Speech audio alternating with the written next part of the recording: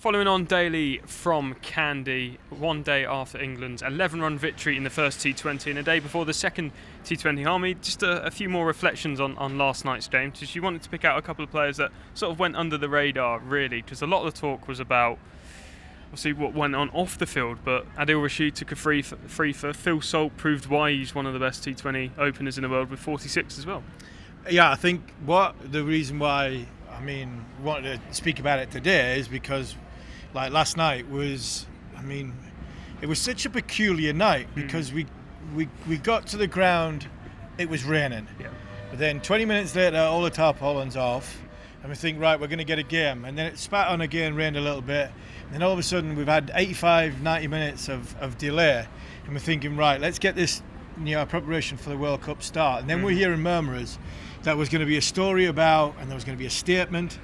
When I seen there was going to be a statement from Harry Brook, I actually thought that was Harry Brook resignation. I thought Harry Brook was going to resign because of what was happening. And then obviously, Harry's apologised for the apology, and now it was like, well, there's a game of cricket just being played, and we're 3 games from a World Cup. Fair enough. When you talk about the preparation, the World Cup is.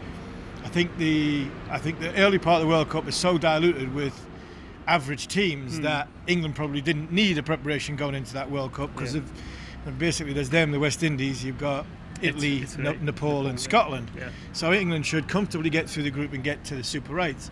But I just wanted to highlight 2 or 3 players last night. It was great to see Phil Salt once the game started, once he got underway. Great to see Phil Salt spend some time in the middle. And I think what we've seen in Colombo, we had a little bit of a sample size of, right, our 2 spin bowlers are going to have to bowl well to get us in a position to win a tournament, and them spin bowlers are in good form in Dawson and Rashid. Yeah, let's hear now from Adil Rashid. After the game, I spoke to the England leg spinner after figures of 3 for 19. So Adil, well bowled. This is some of your thoughts after that first T20. I thought, personally, I think as a team as well, I thought we did really well. Restricted them to 130 odd on a probably a good wicket, especially the first 5 overs, but I thought the bowling unit bowled exceptionally well. Seamers, spinners, I think everybody contributed well, and we restricted them, and most importantly, I think throughout them overs there, we kept taking wickets, which obviously, put a bit of a dent in them. Can I ask you about your partnership with Liam Dawson? How good is it to bowl with someone with that much control? It's always nice to have 2-3 spinners in the team, especially having that completely 2-3 different spinners. Some left-arm spinner who bowls there, myself as a leg spinner. But we also got Jaxie who was playing as well. So it's nice to have that because we try to obviously work together as well. Because me and Dawes are good friends as well.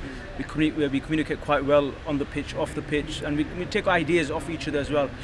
And that's it. And that's how we try to learn as well. Playing a game off the pitch, on the pitch, in the net. So it's always nice to have that somebody who's of that quality as well of Dawes. Do you think that lets you be more aggressive with the ball, knowing that you've got someone at the other end that can just hold it up? Yeah, at times obviously it's nice to do that, obviously, because like I say, my job in the team is to create chances, to make things happen. Dawes' job maybe at times is not to do that, just to restrict, but then at times there'll be vice versa where I keep it tight and so that's why we try to complement each other in that way. And some days it'll go that way as well, where I may go for runs, he keeps it tight. I keep it tight, he goes for runs, he gets wickets. So it works both ways. Ultimately, like I say, it is a partnership, and not just for me and him. I'm talking as a bowling unit. It's a partnership. So we look at it like that. We don't look at it as individual performances. We look at it as a collective. So hopefully, long may it continue. And you've got Joff part of the pace attack now. How confident are you heading into the World Cup when you've got all the tools from a bowling point of view and a batting point of view to potentially go far? Yeah, it's nice. It's nice when you look at that. You've got world-class batters, you've got world-class bowlers, all-rounders. We've got a lot of bases covered. But like I said, Joff coming back now, it's a big positive for us. World-class bowler, X-factor bowler, bowls quick, make things happen. So it's a big plus for us. And just generally as well, not just the 11 that are playing, but even the whole squad. We've got a good squad, but like I say, it's all on the day. It all depends on how we play on the day. But hopefully we can, take the momentum from here into the next game, the next, and then hopefully into the World Cup. In times gone by that England was struggling to find spin bowlers, but you only have to go back a couple of games. You were part of a 6-man spin attack. What was that like? I can't remember when's the last time that even happened in Colombo. So it's nice, it's nice to have so many options, and also it's nice for the captain to have the options of offie, left arm, offie, leggy, different kind of leggy. So when you got these options, it's nice. And like I said, them things don't happen often as well. So I think it was a nice feeling, I think, for all of us to do that. And maybe, like I say, in the future, it may happen again. And do you feel you're getting better as a spinner? I don't know if I'm getting better. For myself, I always look to try look to improve in certain things. Yeah. Try not to stay still. I'm always looking to work in the nets and get better in that way. And if performances happen, it happens. If it doesn't happen, at least I can say to myself that I am trying to evolve and get better in certain things. So, and hopefully will try to continue that till the end of my career. And just finally for me, it's good to have your mate Mo back at Yorkshire this year. I don't think good time back. I think this is his first time, like I say, at Yorkshire. So it's play alongside him again. It's a very good signing. That obviously he's a world-class player. Me and him are good friends as well. You know, we've known each other for many of years and we played against each other. So it'd be nice for him to come there and spend some quality time together. So that was Adil Rashid, and at the end, as you heard there, he talked about Mo and Ali reuniting with Mo at Yorkshire for the T20 Blast this year. But talk to me, Harmy, about partnerships, because without Dawson's control, it doesn't allow Adil Rashid to do what he does and get the best out of Rashid. We've seen partnerships so often in English cricket with yourself and Hoggard, Broad and Anderson as well, but the Rashid Dawson is going to be key, because those 8 overs they can offer in that World Cup are going to be key to England's chances of going deep. 100% agree, and I think not only that, you throw in Jofra Archer at the start and at the end, so all of a sudden England are starting to find a formula. I think I think they're 3 overs short of, for me, the perfect 20 overs, or a perfect 20 overs going in their way, which is without the sort of having to rely too much on part time. Because we've got 4 from Jofra, 4 from Adil. In an ideal world, you've got them 3 to bowl 12. Then you've got to get 8 from, which you've got some. You've got some better options. You've got some bits and pieces options in India, and if you have to come back to Colombo, because I can't see it. I can't see Sri Lanka playing on anything other than, 125 should be a good score out here when the T20 World Cup starts, because at the end of the day, Sri Lanka's strike rates, England's strike rates are ranging between sort of 138 and 155. Sri Lanka's strike rates are ranging between 118 and 122. For them to win in their own back garden, they need to play on sort of slower, turgid wickets. Because of that, England might need, if they come back here, to play on, to have that like extra spin bowlers. So, the likes of Jacks we didn't see last night, Bethel we didn't see last night. You've got Overton, you've got Curran. I'd like another new ball option or a power play option, like a Luke Wood, or but then you've got to fit him in the side, and I think. Like we did in the 50 over competition, I'd rather give 10 runs away in the field, knowing that I've got artillery from batting and bowling departments, the all-round departments in the middle order, lower middle order, who can get me 20 off 6 balls, 20 off 7 balls in a crack. I'd rather that than have just an out-and-out bowler to potentially only bowl me 2 overs. So I think that's the fine balance of weighing up playing T20 cricket in this part of the world. And but you're right, the partnerships, the options that England have got, it's not quite Mo and Ali and Adil Rashid, but it's probably as close as we've had since them. The sort of height days of having 2 very, very good world-class spin bowlers who bowl in tandem.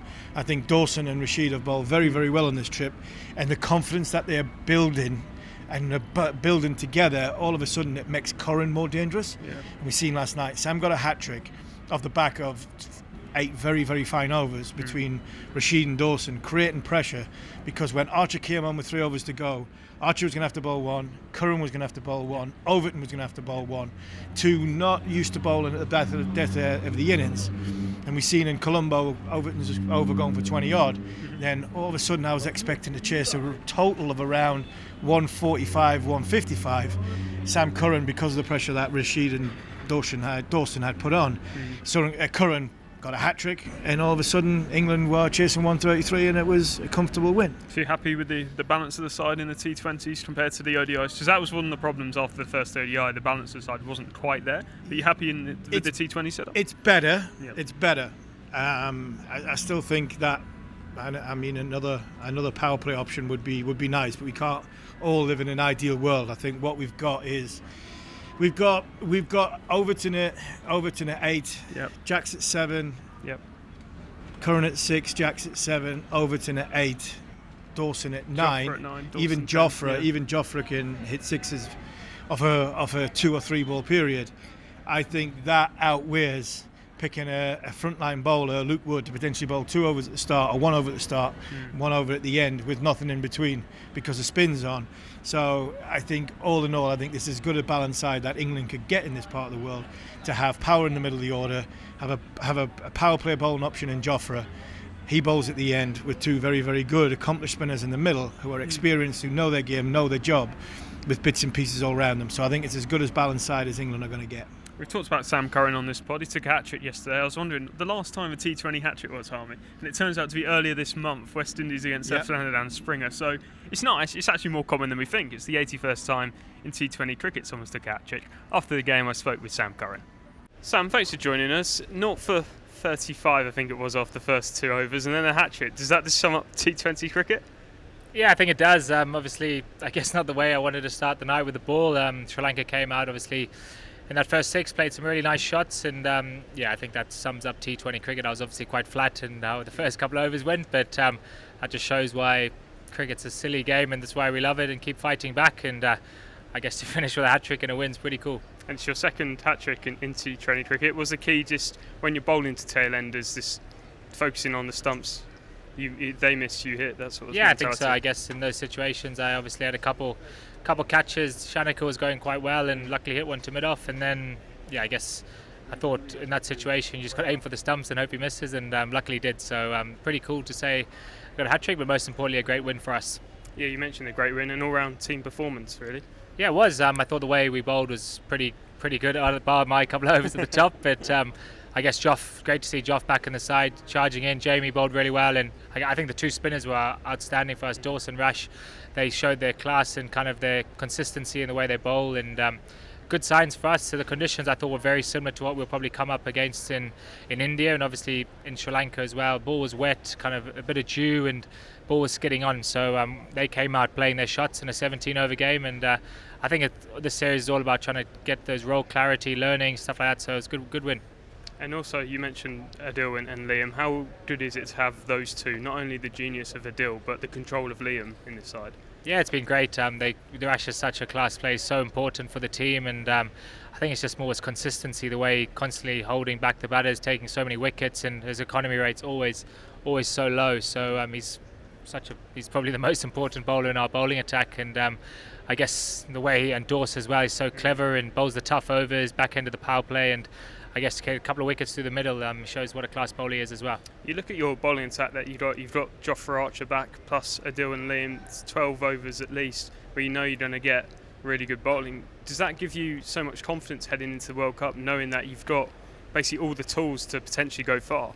Yeah, I think that obviously the squad that we've got is really balanced. I think in these conditions, I think the trend nowadays is to come really hard in that first 6 and try and make use of that kind of new ball. And I guess the wickets, you saw the way we came out with the bat. Jos and Salty got off to a fly as well. And I think, obviously the power plays can be really tough with the ball as well, but you can take wickets. And then I guess the way the 2 spinners came on after the power play, and that's what they do so well. I think most countries naturally, that's their trend, is after the power play bring on their amazing spin bowlers and try and peg it back. So it was good. Obviously a lot to learn, and great, most importantly, get a win, because winning's always makes it easier. I know you're not captain, but you have captain experience. What's the mindset change when the game becomes reduced in terms of a 17-over-a-side game here? How does that sort of change the mentality and the plans? I guess 17 overs is pretty similar. I think if it got shortened to like a 12, 11 over game, it's slightly different. But I think still 5 over power play, not a huge difference. And I think the way Sri Lanka came out in the power play, we knew they would come hard. We won the toss, so kind of naturally would chase. But to be fair, I think it didn't really change. A couple of bowlers bowled 4 overs, 3 overs, not huge amounts of difference. The skills were all the same. Thought it was a really good wicket. Ground played pretty small as well, and I thought the way Salty batted as well to anchor the innings was nice. And just a couple more. You mentioned Phil and Jos at the top. How important when there is rain about like today to get ahead in the power play with the power of Phil and Jos? Yeah, they 2 high quality players, and obviously I guess as a bowler myself, I probably look at that opening partnership. It's great in the dressing room, gives us a lot of confidence. 2 such explosive players, and I guess 2 players that we love seeing walk out to bat for us. So hopefully that partnership can keep getting loads of runs for us, and us guys in the middle order can bat around them as well. So I think it was a really nice start to the T20 kind of winter now, and we'll take a lot of confidence from that. And just finally, a word on Jos, because on Sunday, if he does play, he becomes the most capped England player in terms of all appearances. Just a word on Jos.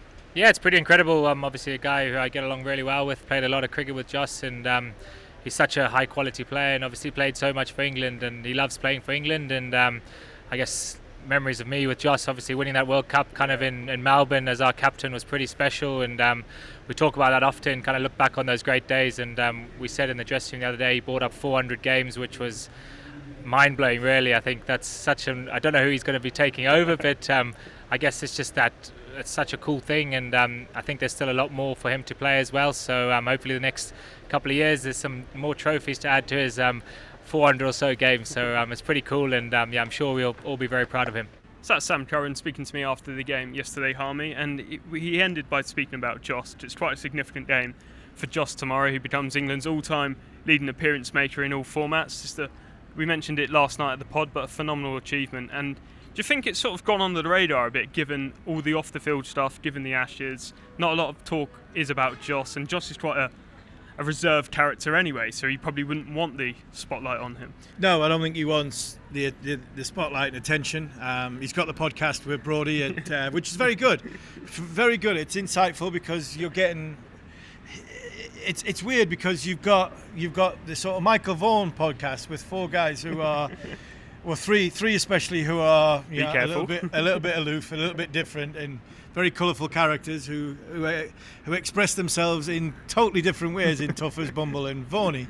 Then you've got Cookie, who is a little bit more reserved, a little bit more quiet. And then you've got Brody and Jos, and they're different, and it just shows that you can have different sides to every argument, a different opinion. And I think it's brilliant to have a voice from inside the camp, what's happening, and also having, like we say, there's two sides to every story. All of us talk about the Ashes preparation and everything that's gone on in the Ashes preparation, but we don't know the full story and everything that's gone in behind it. So you speculate, you make your opinion, you gather your own thoughts, you try and, as a pundit, you try and be I think you try and be as balanced as you possibly can with your criticism.